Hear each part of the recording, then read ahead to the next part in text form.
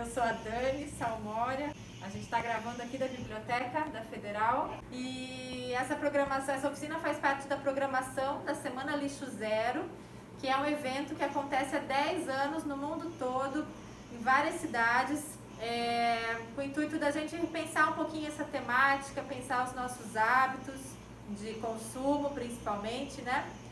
E a gente tem a satisfação de mais uma vez poder contar aqui com o Chico Minhoca, o nosso Francisco Amaro, que é um ex-aluno aqui da Federal. Ele é formado em agroecologia em 2009, né, Chico? Isso. E desenvolve muitas atividades em parceria conosco aqui. É sempre um prazer recebê-lo. Ele é praticamente um nativo, ele já mora aqui no litoral há 20 anos, mas veio do interior do Paraná e desenvolve muitas atividades aqui no litoral, esse empreendedor aí voltado para o nosso meio ambiente. E eu não vou enrolar muito, vamos começar logo. Uma boa oficina para todos nós. Fica à vontade, Chico. Obrigada mais uma vez pela tua disposição. Pessoal, boa tarde. Vou tirar aqui a máscara, fica mais fácil de vocês entenderem bem. O meu português mistura de nordestino com paranaense. Só um pouquinho. Falar de compostagem é falar dos últimos 15 anos de várias atividades que a F. Amaro desenvolveu aqui pelo litoral do Paraná. Foram vários aprendizados, mas para falar sobre isso eu tenho que voltar à universidade. Nós estávamos agora há pouco organizando esse cenário aqui, e é muito presente o ano de 2007, 2008, quando eu cursei o curso técnico de agroecologia aqui na universidade. Falando assim, apenas um ano, né? 2 anos, mas foram muitas vivências legais aqui, que hoje refletem no que nós colhemos como fruto de tudo isso. E hoje eu estou aqui como ex-aluno para falar de algo que faz parte da minha história. Então, assim, são muitas histórias. O nosso assunto não é esse, mas ao mesmo tempo é esse, porque a gente trabalha muito com a parte do significado, né? Significado. Então observe bem. Para falar de compostagem, de vermicompostagem, eu estou falando de significado de algo que tem a ver diretamente com as nossas histórias de vida. O que seriam essas histórias de vida? Eu poderia comprar uma compostagem, montar uma compostagem, ouvir vários áudios aí e também vídeos pelo YouTube explicando sobre compostagem. Mas qual é o verdadeiro significado dela e qual é o verdadeiro significado dela na presença da minha vida? Mas para isso, vamos analisar essa frase aqui, ó. O que eu estou fazendo para contribuir com, repare bem, com o meio ambiente? Meio ambiente, meio. Olha, preste bem atenção. Então, meio. Então, o que eu estou fazendo para contribuir com o meio ambiente? Por que essa pergunta é importante? Para poder a gente não ficar no oba-oba. Então, as pessoas me procuram muito nos últimos anos para falar de compostagem, mas ficam muito presos a essa questão da teoria, né? E nós estamos falando de algo prático. Então, é importante que eu entenda aquilo que, algum tempo atrás, nós fizemos uma cartilha explicando, que é a técnica e manejo. Repare bem, técnica e manejo. O que seria isso? Eu ter todo o conhecimento, mas ao mesmo tempo eu também saber manejar. Então, quando eu estou falando aqui, ó, o que eu estou fazendo para contribuir com o meio ambiente, eu estou falando da minha história de vida. Eu estou falando daquilo que tem significado para mim. Eu estou falando daquilo que eu produzo lá em casa como resíduo vegetal. E esse resíduo vegetal, o que eu faço com ele? Eu misturo e jogo na sacola junto com os outros resíduos? Eu tenho uma composteira em casa, eu já comecei, mas, poxa, errei em alguma coisa e desisti.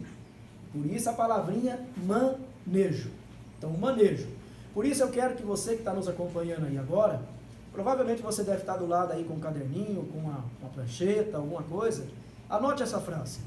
É a nossa primeira atividade de hoje. O que eu estou fazendo para contribuir com o meio ambiente? Enquanto vocês vão anotando a frase, eu vou pôr a minha roupa de trabalho, que eu me sinto mais à vontade. Bom? Pessoal, para fazer tudo que eu gosto, não tem hora e nem lugar. A minha casa, como vocês viram, é o chapéu, mas também o litoral do Paraná.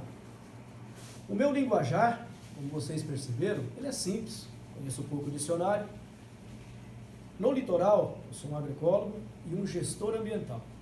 E na vida, bom, a Daniele disse que eu sou o Chico Minhoca, né? Ela e mais algumas pessoas por aí, né? Então eu sou nutriente para o sol. Esse poema, adaptado do Marco Brasil, ele traz presente toda a minha história de vida lá do interior do Paraná, que justifica o meu trabalho hoje voltado para a parte do solo, voltado hoje para a parte da natureza e por eu estar aqui hoje. Então falar disso é falar de um significado, né? É falar de algo muito importante, a gente já falou sobre isso. Então essa ferramenta, ela tem um significado. Para você que vai montar a sua compostagem, significado da compostagem significa saber fazer e acontecer, trabalhar as partes técnicas e trabalhar ao mesmo tempo a parte também voltada para o manejo. Entender sobre o resíduo, não só comer a banana, mas entender sobre a casca da banana, aquela sopa gostosa de batatinha, né? Mas a casca da batatinha, entender como esse resíduo, então o significado. Para quem vem do interior, as ferramentas têm um significado. Para nós da compostagem, o resíduo tem um significado. Então, hoje o nosso curso, a nossa oficina, apesar de ser pouco tempo, nós vamos trabalhar justamente sobre isso. Nós vamos conversar sobre isso, vamos demonstrar sobre isso. Que saber fazer e acontecer significa você dar um bom destino para seu resíduo, você contribuir com o meio e com o meio ambiente. E aí eu volto lá no início. A palavra meio, né? Meio ambiente. A gente fala muito do meio ambiente voltado para a parte do grande. Observe que nós estamos falando de compostagem. De compostagem a gente trabalha com algo que parte de nós. Então é eu fazendo a minha parte, lá na casa onde eu moro as pessoas fazendo a sua parte, na região ali onde eu moro poder contribuir de alguma maneira para as pessoas também façam a sua parte, para depois pensar nesse auê todo que envolve todo um conjunto maior. Vamos falar da composteira? Mas antes disso eu quero que vocês escrevam aí qual é a experiência de vocês voltado para a parte da composteira. Me diga de vocês, quantos de vocês têm uma composteira em casa e como vocês compostam. E quais as dificuldades maiores que vocês encontram na hora de fazer o manejo da própria compostagem. Enquanto isso eu vou abrindo ela aqui, porque eu acredito que vocês devem estar curiosos. Antes de falar sobre ela, eu quero agradecer aqui a professora Sandra Sim, trabalhou bastante tempo aqui no setor da Universidade Federal. Foi a professora Sandra Sim, eles então emprestaram a composteira para que a gente possa então fazer essa oficina aqui hoje, né, poder ministrar esse curso aqui para vocês. Por que é importante fazer isso? Porque eu trabalho com isso, mas é importante trabalhar com um trabalho como esse com pessoas que não têm o hábito de trabalhar com isso, mas fazem na prática isso. Então eu acabei trazendo a composteira deles para que a gente possa então verificar como é que as pessoas no seu dia a dia, que tem outras funções, trabalham em outras coisas, conseguem dar destino para seu resíduo e ter um bom resultado. Não, tem minhoca aqui, não. Subiram.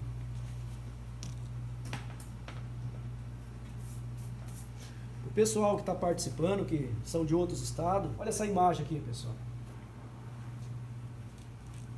Olha que imagem bonita. Eu vou do outro lado da mesa para facilitar aqui. Ó. Nossa, fala.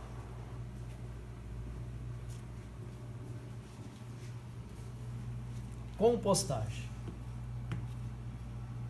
Então observe os resíduos. Já vão observando se lá na casa de vocês, a composteira de vocês, ela tem esse formato, tem essa cor. Tudo isso é muito importante.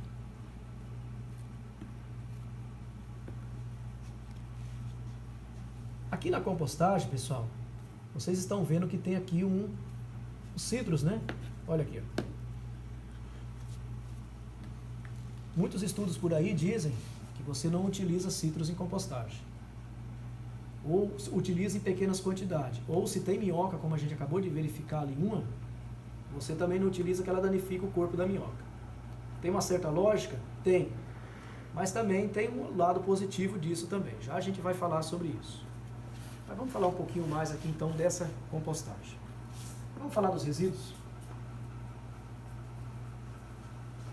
Vamos aqui. Vamos analisar um por um desses resíduos presentes aqui na composteira. Então nós já vimos que tem o citro, nós já vimos que tem aqui a casca da banana, ovo, folha de cebola, um pedaço de maçã, mais uma casca de banana, mais uma, folhinhas de capim-limão,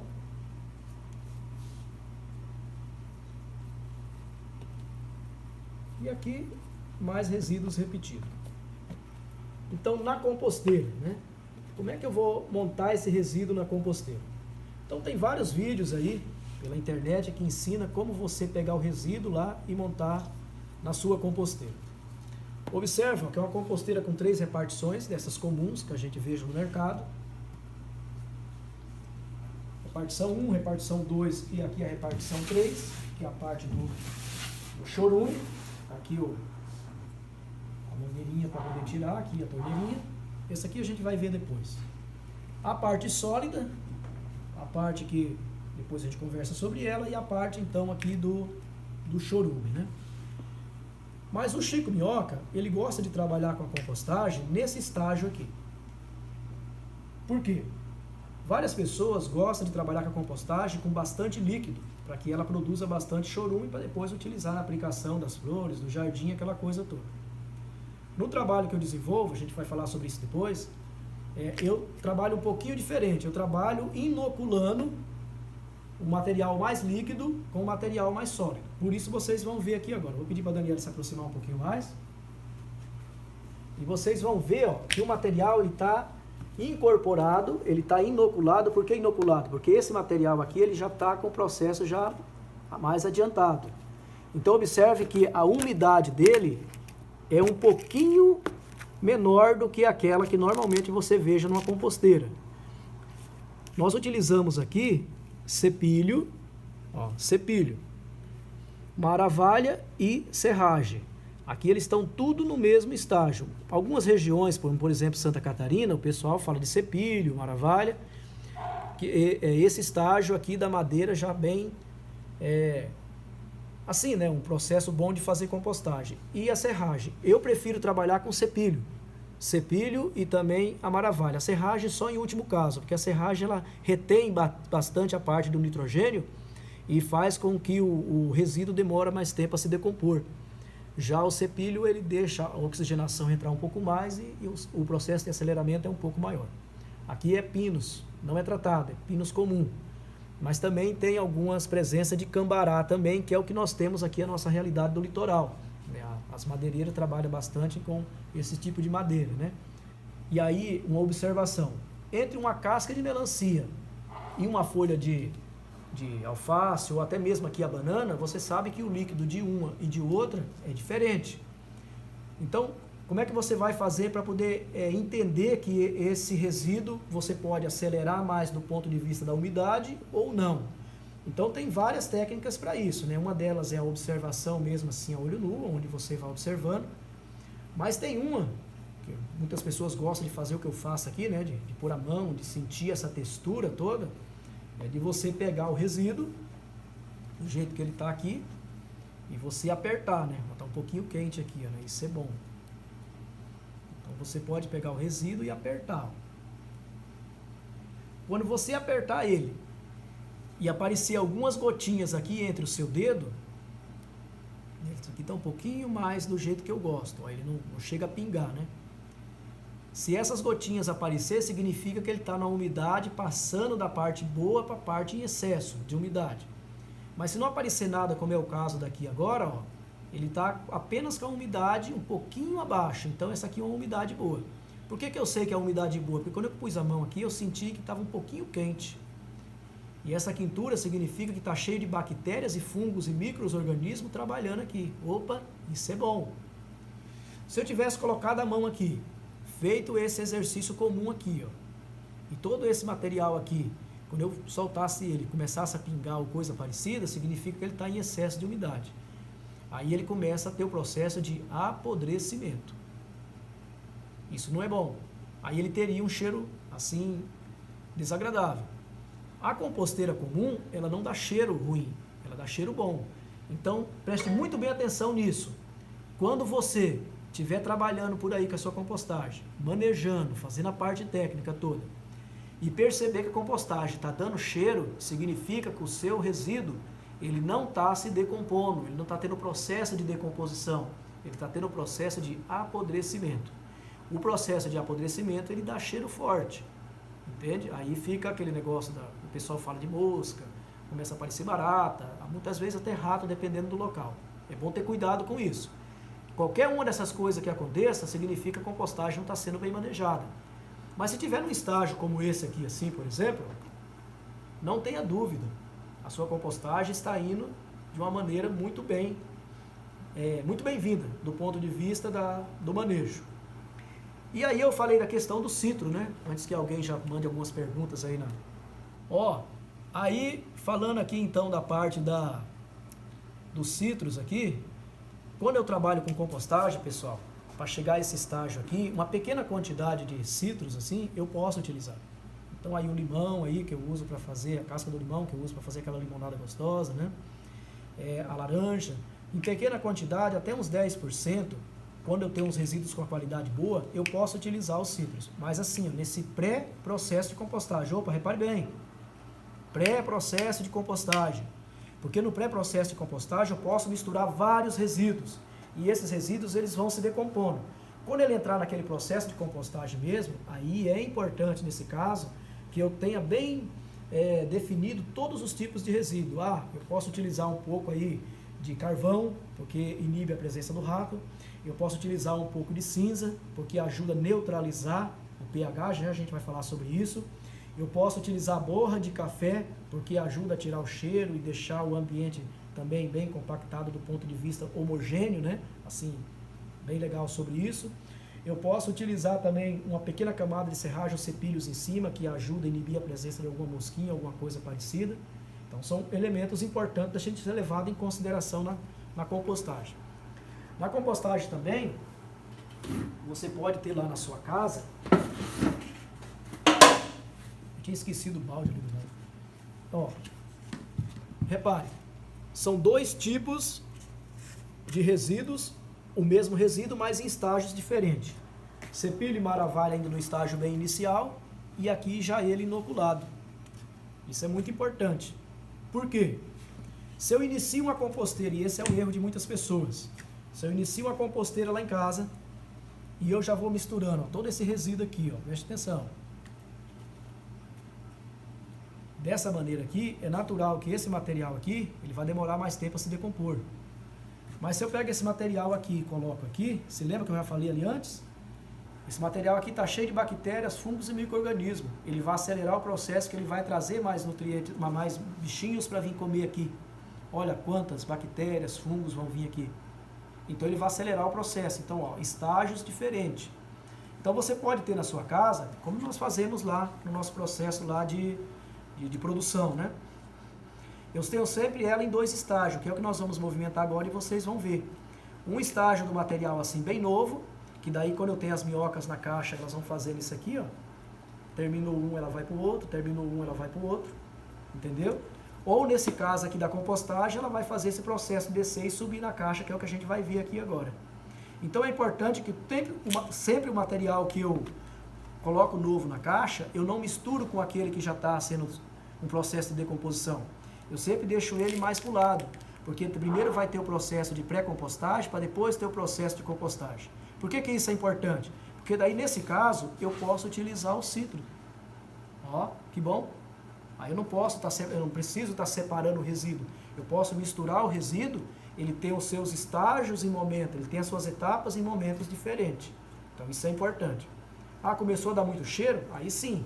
Começou a ter muita umidade? Aí eu vou lá, pego o material mais seco e incorporo. Não tem cepilho, tem maravalha lá na minha cidade. Mas tem folhas de árvore seca, né? Tem restos de grama. Cuidado só para não vir ervas daninhas, essas coisas, né? Mas é bom ter um pouco de cuidado sobre isso. Mas sempre tem uma maneira de você poder, então, trabalhar essa parte da compostagem. Eu vou misturar agora aqui um pouquinho, para ficar mais fácil da gente poder entender essa lógica. Chega um pouquinho mais perto aqui, Daniel. Vamos mostrar essa imagem aqui.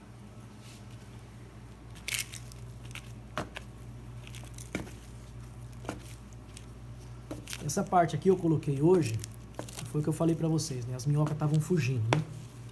Então não teve outro jeito. Teve que... Nós íamos fazer isso aqui no curso, né? Mas não... A parte de baixo da caixa, isso aqui faz 1 semana e pouco que o Rafael desceu de Curitiba com a professora Sandra e eles então colocaram essa parte aqui dos resíduos, né? E aí então, a parte de baixo está praticamente pronta. Ó. Olha para vocês verem. Mas por quê? Porque tem uma grande quantidade de minhoca aqui nessa caixa. Essas aqui são as californianas, tá, pessoal?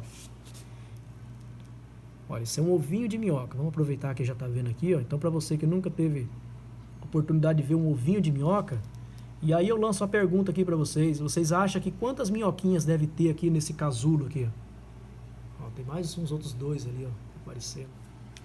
Então, repare bem que a parte da compostagem aqui, ó, você pode ir fazendo dessa maneira, né? Você pode ir misturando os resíduos.